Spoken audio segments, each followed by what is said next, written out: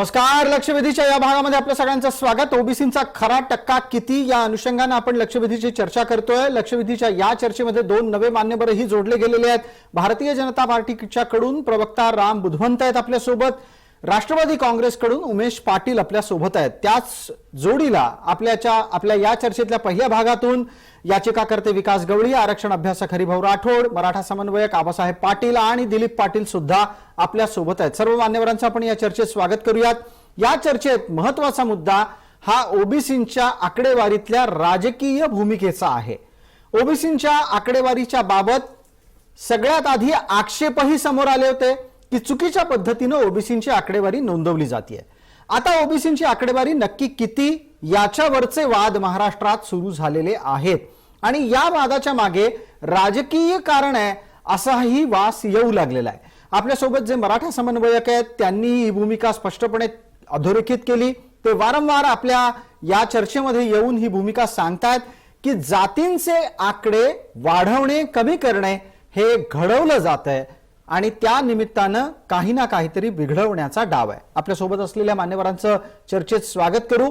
राम बुधवंत यांच्यापर्यंत पोहोचायचं आहे. भारतीय जनता पार्टीचे राम बुधवंत हे प्रवक्ता आहेत. रामभाऊ, आवाज येतोय?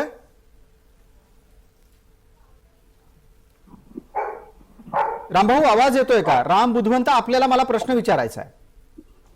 येतोय. नमस्कार, बोला. नमस्कार राम बुधवंत. पटकन आणि पहिला प्रश्न आपल्यासाठी असा, ओबीसींचा महाराष्ट्रातला टक्का 40 ते 43% आसपास आणि आरक्षण 37%, हे दोन प्रस्ताव समोर येत आहेत. अहवालातला तपशील आपल्या हातात आहे. 40% आकडा पटणारा आहे का आणि याची आकडेवारी ही राजकीय हेतून प्रेरित आहे असं आपल्याला वाटतंय का? मुळामध्ये प्रश्न असा आहे की मागील 2.5 वर्षापासून ओबीसीचं राजकीय आरक्षण या विषयामध्ये आम्ही वेळोवेळी आवाज उठवला आणि या विषयातली लढाई लढली. त्यामुळे सरकारला किमान आयोग नेमावा लागला आणि त्या दृष्टीने त्यांनी एक आकडेवारी तयार केली.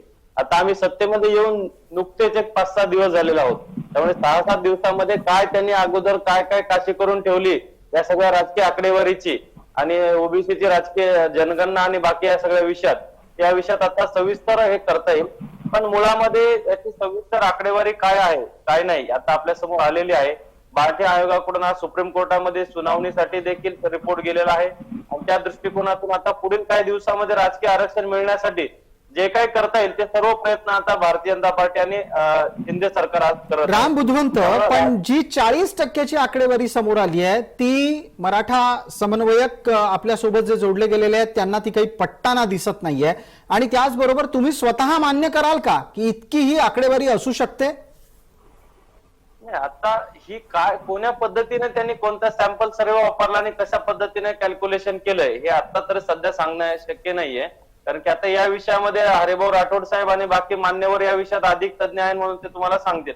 पण रियालिटी अशी आहे की आकडेवारी देताना सुद्धा आणि सगळं सॅम्पल सर्वे करताना सुद्धा आम्ही वेळोवेळी त्यांना सूचना केल्या होत्या की तुम्ही कोणत्या आधारे करता. आता त्यांनी काय कोणतं स्टॅटिस्टिक्स वापरलं आणि कशी आकडेवारी तयार केली आणि ते आपल्या समोर येते हे आता पुढील काही आगामी काळामध्ये सविस्तर रिपोर्ट जेव्हा सविस्तर उपलब्ध होईल त्यानंतर कळेल. आणि त्यानंतर जर आकडेवारी कमी असेल तर ही काय आहे आणि काय करता येईल याच्यासाठी पुढील काळामध्ये त्यासाठी आम्ही प्रयत्न करूया आणि आकडेवारी जी आहे ती थोडक्यात आपल्या समोर सादर करण्याचा प्रयत्न करू. जी, थोडक्यात काय तर नवीन आलेल्या सरकारला आत्ताच्या घडीला समोर आलेली आकडेवारी सहजगत्या स्वीकारावी असं वाटत नाही. आपल्यासोबत उमेशजी पाटील आहेत. उमेशजी, आवाज येतोय? आपण आपलं मत मांडावं. ओबीसी 40% आहेत हे सांगताना जी काही पद्धत अवलंबली गेली त्यावर बऱ्यापैकी आक्षेप समोर आले. आपण आपल्या लेखी हे सांगाल का की दिलेला आकडा हा खरा आहे? कारण प्रतिज्ञापत्र न्यायालयात केलं गेलंय आणि 37% आरक्षणाचा प्रस्ताव का दिला गेला असेल? हे लक्षात घ्या, बाठिया आयोग हा जो नेमला गेलेला आहे ते विचारपूर्वक बाठिया यांच्याकडे ती जबाबदारी सोपवली गेली. कारण त्यांनी जनगणनाचे आयुक्त म्हणून त्यांनी काम केलेलं आहे आणि त्यामुळं त्यांना सर्वेक्षणाची शास्त्रोक्त पद्धत जी आहे जी केंद्र शासन, राज्य शासन आणि न्यायालयाच्या पातळीवर टिकू शकेल या संदर्भातली संपूर्ण माहिती त्यांना आहे. त्यातला त्यांना अनुभव आहे. आपल्याला यापूर्वीच्या न्यायालयीन पातळीवरच्या वेगवेगळ्या ज्या गोष्टी झाल्या त्या आपल्याला त्याची कल्पना आहे. मध्य प्रदेश सरकारला ओबीसीच्या संदर्भामध्ये दिलासा मिळाला, परंतु महाराष्ट्र सरकारला मात्र तसा दिलासा मिळताना दिसत नव्हता. शेवटी जी आकडेवारी असेल ती समोर येणार आहे. जी या ओबीसीच्या आकडेवारीच्या संदर्भामध्ये ज्या वेळेला व्हीपी सिंग यांचं सरकार होतं त्यापूर्वी जो मंडल आयोग नेमण्यात आलेला होता त्यावेळेला ती जी आकडेवारी होती ती जी आकडेवारी मोगम स्वरूपाची आहे अशा पद्धतीचा निष्कर्ष काढून 2000 मला वाटतं मनमोहन सिंग सरकार ज्यावेळेला पंतप्रधान होते त्याच्या वेळेला ओबीसींची जनगणना ही स्वतंत्रपणे झाली पाहिजे असं त्यावेळेचा मुद्दा समोर आला होता. आणि तो विषय जो आहे तो विषय लक्षात घेऊन मनमोहन सिंग साहेबांनी त्यावेळेला निर्णय घेऊन 2011 साली जातनिहाय जनगणना करण्याचा निर्णय घेतला होता. तर 2013 सालीच्या एंडला तो अहवाल आला, परंतु नंतर सरकार गेलं. तो इम्पिरिकल डाटा ज्याचा उल्लेख सारखा केला जातो जो केंद्र सरकारकडे ऑलरेडी डाटा आहे तो डाटा आहे आणि त्याच्यामध्ये खरे ओबीसीची संख्या नेमकी तिथं त्यांच्याकडे केंद्र सरकारकडे सुद्धा आहे, परंतु जाणीवपूर्वक केंद्राने तो इम्पिरिकल डाटा दिला नाही. तो विषय आता मागे पडला. 2.5 वर्षानंतर खोटा बोलता सुप्रीम कोर्टाने आपल्याला वेळोवेळी सांगितलं इम्पेरिकल होतं ते त्यामध्ये कुठेही इम्पेरिकल डाटा नव्हता. त्यामुळे तुम्ही ही अजूनही 2.5 वर्षानंतर सत्तेतून पाय रोहिणी आयोगाला कसा दिला? तुम्हाला कळालं रोहिणी आयोगाला नाही मागितली आणि काय एक मिनिट माझं पूर्ण होऊ द्या आधी. माझं पूर्ण होऊ द्या. तुम्ही बोलत असताना मी मध्ये बोललेलं नाही. तुम्ही चॅनलच्या लोकांनी एक मिनिट बुधवंतजी मी संधी देतो एकदा. बुधवंतजी एकच मिनिट. त्यांच्या हे बरोबर नाहीये. उमेश पाटलांना दिलेल्या वेळेतली मर्यादित वेळ उरलेली आहे, त्यांना त्यांचं म्हणणं पूर्ण करू द्या. मी तुम्हाला आक्षेपाची नक्की संधी देणार आहे. उमेशजी आपण बोलणार आहात. एक मिनिट जी मी आपल्याला संधी देतो. राम बुधवंतजी आपल्याला संधी देतो. उमेशजी बोलतायत. उमेशजी आपल्यासाठी 30 सेकंद उरली आहेत.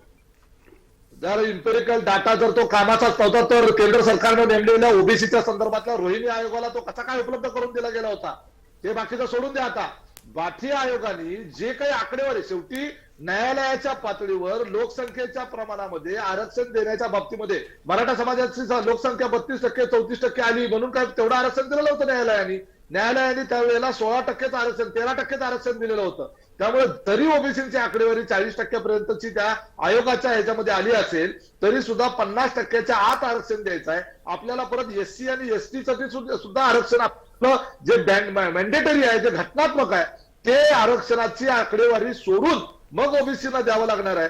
याच्या व्यतिरिक्त आणखी काही समाज घटक आहेत की ज्यांना आरक्षण द्यावं लागण्याची शक्यता आहे. त्यामुळे न्यायालय त्या संदर्भामध्ये भूमिका घेईल आणि अगदी मग त्याच निमित्तानं उमेशजी आपल्यालाच प्रश्न आहे पटकन एक. आपण अहवालातला एक तपशील कदाचित ऐकला असेल, तुमच्यापर्यंत पोहोचला असेल नसेल माहिती नाही, पण आपल्यासोबत याचिकाकर्ते विकास गवळी आहेत. त्यांनी तो अहवाल वाचलाय आणि त्यातला एक महत्वाचा तपशील समोर आणला की 37% आरक्षणाची शिफारस केली गेली. आता आपण असं म्हणालात मराठ्यांना लोकसंख्येच्या निम्म आरक्षण दिलं गेलं, मग 40% लोकसंख्या असलेल्या ओबीसींना 37% आरक्षणाचा प्रस्ताव आपल्या सरकारनं दिलाय. तो राजकीय हेतून प्रेरित आहे. अहो प्रत्येक ठिकाणी राजकारण बघून चालत नाही. ओबीसी हा देखील आपल्या समाजाचा अत्यंत महत्वपूर्ण घटक आहे. तो एक विकर सेक्शन आहे. आपल्याला सर्व समाजाला सोबत घेऊन जाणं ही आपली जबाबदारी असते. हे महाराष्ट्र राज्य आहे काही मराठ्यांचं राज्य नाही आहे, मराठी माणसांचं राज्य आहे. इथं असणारा प्रत्येक समाज घटकाला सर्व प्रकारच्या राजकीय शैक्षणिक सार्वजनिक नोकऱ्यांच्या मध्ये समान अधिकार मिळण्याची त्याची ज्याचा तो हक्क आहे आणि त्या लोकसंख्येच्या प्रमाणात तो त्याला मिळणं आवश्यक आहे. ठीक आहे, मराठ्यांना सुद्धा आरक्षण मिळणं आवश्यक आहे. जी वेळेची मर्यादा आहे. पटकन राम बुधवंत आपले आक्षेप मांडतील. इम्पेरिकल डेटाच्या संदर्भातला आपला आक्षेप आपण द्यावा. इम्पेरिकल डेटाच्या संदर्भात तुम्हाला असं वाटतं का की सूक्ष्मतम नोंद योग्य पद्धतीनं झाली आणि जे उमेश पाटलांनी सांगितलं त्यावर आपला प्रतिवाद काय आहे? मुळामध्ये उमेश पाटलांनी एक सांगितलं की 2011ला जी इकॉनॉमिकल सर्व्हे झाला होता ती जनगणना होत्या त्यात चुका होत्या, तो काय इम्पेरिकल डाटा नव्हता. मुळामध्ये हे 2.5 वर्षापासून आम्ही दरवेळेस चॅनलवर सांगतो, सगळीकडे सांगतो, निवेदन देतोय, तरी सुद्धा आता सगळ्या पुलाखालून पाणी गेल्यानंतर सरकार गेल्यानंतर सुद्धा त्यांना वाटत नाही आपण केलेल्या चुका या चुका होत्या आणि ते बरोबर होते तेच साधा बिंबवण्याचा प्रयत्न करतात. आता हा त्याच्यासाठी बांटी आयोग नेमला. बांटी आयोगाने ते काही स्टॅटिस्टिक जमा केलं. आम्ही याच्यासाठी मध्य प्रदेशच्या धर्तीवर आमच्या नेत्यांनी निवेदन दिलं होतं की काय केलं पाहिजे, ट्रिपल टेस्ट काय सांगितली, कोणत्या पद्धतीने आधार सांगितला, राजकीय डाटा सांगितला होता. याच्यासाठी तो पद्धतीने जमा केला आणि तुम्ही सादर केला राम तर बुधवंत तुमचं एक राजकीय आणखीन आरक्षण पुढचा प्रश्न पूर्ण आपल्यासाठी हे आहे. आम्ही राम सांगितलं. बुधवंत, आणि आत्ताच्या आता घडीला ओबीसीची आकडेवारी ही गेल्या सरकारच्या जबाबदारीच्या माध्यमातून बांठी आयोगाच्या द्वारे न्यायालयात आलेली आहे. तुम्ही म्हणताय हा राजकीय डाटा आहे. मग हा राजकीय डाटा असण्यामागची राजकीय भूमिका काय? नाही, राजकीय आरक्षण पुनर्बहाल करण्यासाठी ओबीसी समाजाचं गेलेलं राजकीय आरक्षण आहे ते पुनर्बहाल करण्यासाठी आता ही जी ट्रिपल टेस्ट मार्फत जो स्टॅटिस्टिक जमा झालं आणि त्या आधारे आलेली ही आकडेवारी आज समोर आहे. जेव्हा जनगणना होईल खऱ्या अर्थानं हेड टू हेड आणि डोअर टू डोअर, तेव्हा ती पुढे जी काय आकडेवारी येईल ती पुढे येईल. आता हे काही याचा हे नाही की तुम्ही जनगणना थोडक्यात काय तर आत्ताची आकडेवारी ही कितपत गांभीर्यानं घ्यायची यावर बऱ्यापैकी पॅनलवर असलेल्या लोकांचं एकमत होताना दिसतंय. उमेश पाटील आणि त्याचबरोबर हरिभाऊ राठोड यांना मतप्रदर्शन करायचं आहे. दोघांनाही एक एक मिनिट देतो. पटकन आधी आबासाहेब पाटील आपल्याला संधी देतो. उमेश पाटील यांनी मांडलेल्या मुद्द्याच्या अनुषंगाने काही प्रतिवादाचे मुद्दे आपल्याकडून येत होते असं दिसलं. उमेश पाटील साहेबांनी जे सांगितलं त्याला मी आठवण करून देतो की बांठी आयोगानं काय काय चुका केल्या हे आता मागच्या सत्रात आम्ही सांगितलेलं आहे. आणि पुन्हा एकदा तुम्हाला सांगतो की ज्या पद्धतीनं बांठी आयोगानं सर्वेक्षण केलंय या अत्यंत चुकीच्या पद्धतीनं सर्वेक्षण झालं. दुसरा मुद्दा त्या सगळ्यात महत्वपूर्ण, आता विकास गोळीने एक मुद्दा समोर आणला की ज्या वेळेला राजकीय मागासलेपण जे सिद्ध करण्यासाठी जे इकडे डाटा जमा करायचा होता की ओबीसीचं राजकीय आरक्षण 1994-95 नंतर देण्यात आलं. इथून पुढं जे लोक त्याच्यामध्ये होते त्या लोकांचं सर्वेक्षण करायला पाहिजे होतं. परंतु ह्यांनी त्याच्यामध्ये अजून एक अशी खोड केली, 1962 सालापासून तो डाटा गोळायला चालू केलेला. म्हणजे त्यावेळेला सगळं हे असं दाखवण्याचा प्रयत्न, हे सगळं पूर्वी खुल्या वर्गातल्या लोकांनाच देत होते, आम्हाला मिळालं नाही. आणि 1994 पर्यंत ते परत आणि मागचा डाटा गोळा करून त्याच्यामध्ये केला.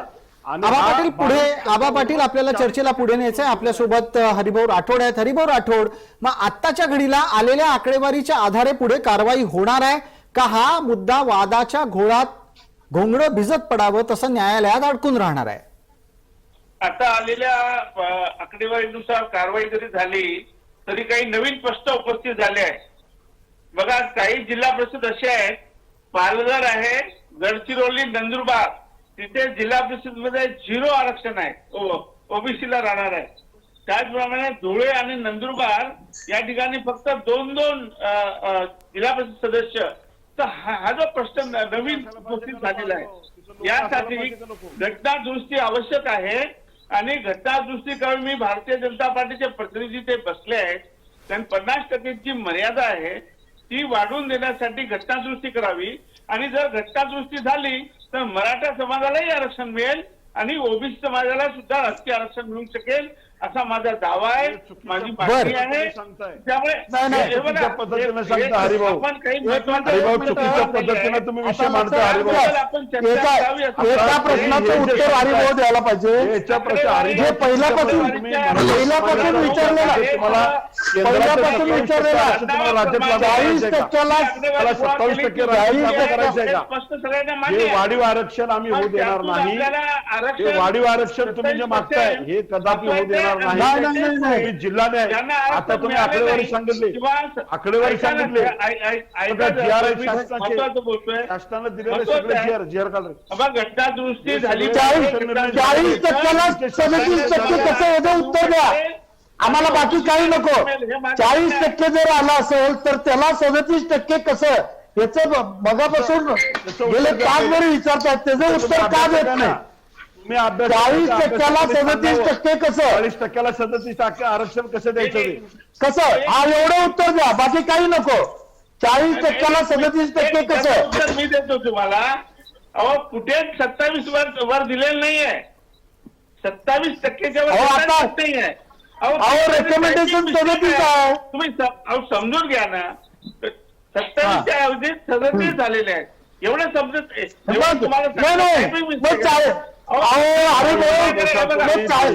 सचिव असताना आयोग त्या ठिकाणी नेमला गेला. 40%ला 20 येते, 27 येत नाही. 40%ला 20 येतं निम्मा. मिस्टेक, त्याच्यावर कुठे चर्चा करताय तुम्ही? आपण या गोष्टीला वारंवार प्रिंटिंग मिस्टेक म्हणता आहात. विकास गवळी यांना पण एकदा आपण विचारून झालं. तुमच्या समाधानासाठी मी परत संधी देतो विकास गवळींना. हरिभाऊ एक मिनिट, विकास गवळींसाठी प्रश्न आहे, त्याच्यानंतर राम बुधवंत आणि उमेश पाटील हे टप्प्याटप्प्यानं पुढच्या मुद्द्यांवर बोलणार आहेत. मला पटकन विकास गवळींपर्यंत जाऊ द्यात. विकास गवळी, ही प्रिंटिंग मिस्टेक हा मुद्दा आता नवीनच हरिभाऊंनी काढलेला आहे. अपवाद आहे तो. उमेश पाटील साहेबांना एक गोष्ट मला सांगायची आहे आपल्या माध्यमातून. ठेवायचं आहे. जी हरिभाऊ आणि आबासाहेब पाटील एक मिनिट थांबा. विकास गवळी आपला मुद्दा मांडतायत, त्यांना त्यांचं म्हणणं मांडू द्या. बोला विकास गवळी, पटकन बोला आपण. उमेश पाटील साहेब कोणत्या जिल्ह्याचे आहेत? उमेश पाटील आपल्याला उमेश प्रश्न पाटील विचारतायत, आपण कुठल्या जिल्ह्यातले आहात? सोलापूर सोलापूरचे आहेत ते. मग आता हरिभाऊ राठोड साहेब आणि आवाज साहेब 2 मिनिटं फक्त मला बोलू द्या. जी 2 आपण मिनिटं बोला. बोलू द्या मला उमेश पाटील साहेबांना त्यांच्या जिल्ह्यामधला घोळ समजावून सांगायचा आहे. जी त्या हरिभाऊला थांबवा ना. हरिभाऊ थांबा की. हरिभाऊ ऐकू. हरिभाऊ थांबा की, तुमचं झालं. हरिभाऊ थांबा. हरिभाऊ आज काय ऐकायला तयार नाहीत. हरिभाऊ एक मिनिट, विकास गवळी बोलतात, ऐका जरा. विकास गवळी, सोलापूरमध्ये काय टक्केवारीतला आकडेवारीतला घोळ आहे तो उमेश पाटलांना सांगू इच्छितात. बोला विकासजी. सोलापूर जिल्ह्यामध्ये ज्या नगरपालिका आहेत त्या नगरपालिकांचं अक्कलकोटमध्ये 39.8% सांगितलेलं आहे. त्यानंतर अकलूजमध्ये 37.2 सांगितलेलं आहे. त्यानंतर बार्शीमध्ये 24.1 आहे आणि मैंदर्गी नावाची एक नगरपालिका आहे, त्या ठिकाणी 71.8% आहे. आता ही एवढा डिफरन्स उमेश पाटील साहेब असायला पाहिजेत का? उमेशजी याचं उत्तर आपल्याकडून लक्षात घ्या. अपेक्षित करतो. आणि या निमित्तानं विकास गवळी जो वारंवार मुद्दा अधोरेखित करतायत तो असा आहे की बांटी आयोगानं काम प्रामाणिकपणे केलेलं नाही. अहो, बाठी आयोगाला जनगणनेचा पूर्वीचा अनुभव आहे. जी आहे ती आकडेवारी समोर आलेली आहे आणि ज्या वेळेला मंडल आयोग नेमला होता त्यावेळेला सुद्धा अशाच पद्धतीनं आकडेवारीवरून गोंधळ झाला. त्यावेळेला मंडल आयोगानं असं सांगितलं की या देशामध्ये एकूण 52% ओबीसी समाज आहे, 52%पेक्षा जास्त. आणि त्यावेळेला त्यांनी ओबीसी मधल्या 4,000च्या पेक्षा जास्त जाती आहेत म्हणून सांगितलं. महाराष्ट्रात 350. म्हणजे मला एक्झॅक्टली ते आकडेवारी करेक्ट माहित नाहीये, परंतु 350 पेक्षा जास्त ओबीसीच्या वेगवेगळ्या जाती समूह आपल्या महाराष्ट्रामध्ये आहे. आता समाज घटक जो आहे, ज्या त्या ठिकाणी ज्या त्या तालुक्यामध्ये ज्या त्या गावामध्ये गावनिहाय डोर टू डोअर सर्व्हे केल्यानंतर प्रत्येकाकडे आधार कार्ड आहे, आधार कार्डावर जात नाही ठीक आहे, परंतु शाळेचा दाखला असतो, वेगवेगळे डॉक्युमेंट्स असतात. त्या माध्यमातून जर या आकडेवारी गोळा केली असेल आणि त्या आकडेवारीच्या माध्यमातून जर त्या ठिकाणी मग काय त्यांनी मला घरी बसून आकडे लिहिले का? मैंदर्गीला 73 त्यांनी जी आकडेवारी जमा केली ती मतदार यादीच्या माध्यमातून जमा केली आणि मतदार यादीमध्ये त्यांनी चुकीचं जर सगळं चुकीचं. पहिली गोष्ट एक जण सांगतोय आडनावावर केलं, कोण तर म्हणतोय मतदार यादीतनं केलं, कोण तर म्हणतोय रॅन्डम केलं. काय एक मिनिट जर बाठिया आयोगाने जर आडनावावरून जर केली असेल, आता त्यांनी कशी आकडेवारी गोळा केली हे बाठिया स्वतः काय बोललेले नाहीये. नाही अहो उमेश पाटील, हे या गोष्टी सरकार दरबारी पण आल्या, तुमच्या सरकारमधल्या मंत्र्यांनी मान्य केल्या, राष्ट्रवादीच्या मंत्र्यांनी मान्य केल्या, काँग्रेसच्या मंत्र्यांनी मान्य केल्या की आकडेवारी नोंदवणं चुकीच्या पद्धतीनं झालं. मग हा अहवाल गेला कशाला न्यायालयात? हेतू लक्षात येत नाहीये. एक मिनिट ऐका जरा. बाठी आयोगाने नेमकी कशा पद्धतीने आकडेवारी गोळा केली हे बाठी आयोग स्वतः सांगू शकेल ना? तुम्ही आम्ही नाही सांगू शकत. बाठी आयोग समोर बोललेत का की मी अशी मेथड वापरली म्हणून? हे तुम्ही आम्ही म्हणतोय की कोण म्हणतो? विकास गवळी याचिका करते त्यांच्याकडे उत्तर असेल याचं, त्यांना विचारूयात. मग हॅलो, आडनावावरून जर केलं असेल तर ते चुकीचं आहे. जी आडनावानुसार गोळा केलेली आहे, माझ्याकडे प्रूफ आहे आणि हा, काही त्याचा घरी पुरावा बसून सुद्धा केलेली आहे, कुणाच्या घरी जाऊन केलेली नाही आहे. परंतु स्पष्ट असं आहे, जे रिकमेंडेशन आहे ज्याच्यावर चर्चा चालू आहे, 27%च्या वर कुठेच त्यांनी हे केलं नाही, करू शकत नाही. कारण सर्वोच्च न्यायालयाचा निकालच आहे की जास्तीत जास्त ओबीसीना 27% देऊ शकतो आपण. मग आता माझा पुढचा प्रश्न राम बुधवंत यांना आहे. राम बुधवंत यांना आहे. यायला पाहिजे. कोणी सांगतात ना कुठे सगळं नाही. कुठे आहे? अहो 40% जर का तुमची जनगणनेप्रमाणे लोकसंख्या आहे, 40% लोकसंख्या असेल तर 20% याला 27% कुठनं काढले? महत्वाचा तो आहे. त्याचं उत्तर दिलीपराव या संपूर्ण चर्चेत त्याचं उत्तर काही सापडत नाहीये. महत्व कोणी सांगितलं असं? 20%च्या जागी 27 कुठलं आणलं? अहो, 27 कुठलं आणलं? 27% देता येत नाही का? 27 नाही, 37% हा का नाही देता येत नाही. देता 37 पण देता येत नाही, 27 पण नाही, 20च देता येतं. 20च देता येतं. तुम्ही काय नाही. अहो हरिभाऊ राठोड, कायदा तुम्हाला वेगळा नाही. सर्वोच्च न्यायालयाने सांगितलं तुम्ही सांगा त्यांच्या ना, 50% च्या आरक्षणाची मर्यादा सांगा. अहो, घटनामध्ये की तुम्ही लोकसंख्येच्या म्हणजे प्रमाणात दोन्ही द्या. साईडनं कसं ही बोलताय घटना तुम्ही? सांगते, ही माझ्याकडे संविधान काय आहे. घटना सांगते? 243 काय घटना वाचा सांगते? तुम्ही. 40% 37% आर्टिकल द्या म्हणून सांगते का? 243 वाचा. घटना हे लोकसंख्येच्या प्रमाणात आरक्षण द्यायचं. कुठलं आणली? तुम्हाला कोणी सांगितलं कुठलं द्यायचं? आणलं ते सांगा. अहो आमच्याकडे पण आहे सगळं, घटना आमच्याकडे पण आहेत, आम्ही पण वाचले. हरिभाऊ आबासाहेब आणि दिलीपराव तिघांनाही एक विनंती आहे.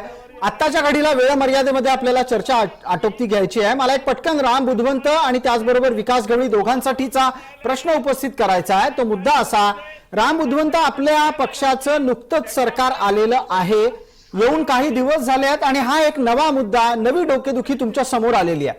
असं असताना तुम्ही हे तुमच्या पक्षात जाऊन सांगाल का की हा अहवाल मागे घ्या आणि योग्य पद्धतीनं मोजणी करूनच अहवाल सादर पुन्हा एकदा करावा? मुळामध्ये अहवाल सुप्रीम कोर्टामध्ये सादर झालेला आहे. त्यावर सुप्रीम कोर्टामध्ये चर्चा आणि आज सुनावणी देखील झाली. राजकीय आरक्षण पुनर्बहाल करण्यासाठी ओबीसीचं जे काही करता येईल आता कमी वेळामध्ये ते आज आम्ही पूर्ण करत आहोत आणि वेळोवेळी आम्ही भाटे आयोगाला आणि तत्कालीन राज्य सरकारला देखील या विषयात निवेदन देऊन सूचना देखील केली होती की आपण मध्य प्रदेशच्या धर्तीवर केलं होतं. मुळात प्रश्न असा आहे की जनगणनेचा विषय किती आहे. आता जेव्हा जनगणना काउंट केल्या जाते त्यावेळेस मतदार यादीतले माणसं आणि लहान मुलं 18च्या खालचं हा विषय वेगळा असतो. जनगणनेमध्ये डोर टू डोर करताना हेड टू हेड काउंटिंग करतात. एका घरामध्ये 10 लोक असतील तर 10 पैकी ठीक आहे. 7 मतदार असतात, बाकीचे नसतात. त्यावेळेस हा जेव्हा केव्हा हा तांत्रिक मुद्दा येईल त्यावेळेस ते होईल. आणि ठीक आहे, मग या निमित्तानं आता पटकन चर्चेच्या शेवटच्या टप्प्यात रामभाऊ आपण आहोत. आपण असे संकेत देता आहात की या अहवालाच्या निमित्तानं न्यायालयात चर्चा होईलच. मग जे याचिकाकर्ते म्हणून न्यायालयात आहेत त्या विकास गवळींना चर्चेतला शेवटचा प्रश्न विचारतोय. आपल्याला वेळ मर्यादा आहे याचं कृपया सगळ्यांनीच भान ठेवावं. विकास गवळी, आता आपण पुढे काय करणार आहात आणि या निमित्तानं येऊ घातलेल्या निवडणुकांवर त्याचा काय परिणाम होईल? ज्या आता घोषित नगर परिषद नगरपंचायतीच्या निवडणुका आहेत त्याही आणि अहवालाच्या स्वीकृतीबाबत आपली भूमिका काय? दोन्ही गोष्टी सांगा, प्रत्येकी 30 सेकंद.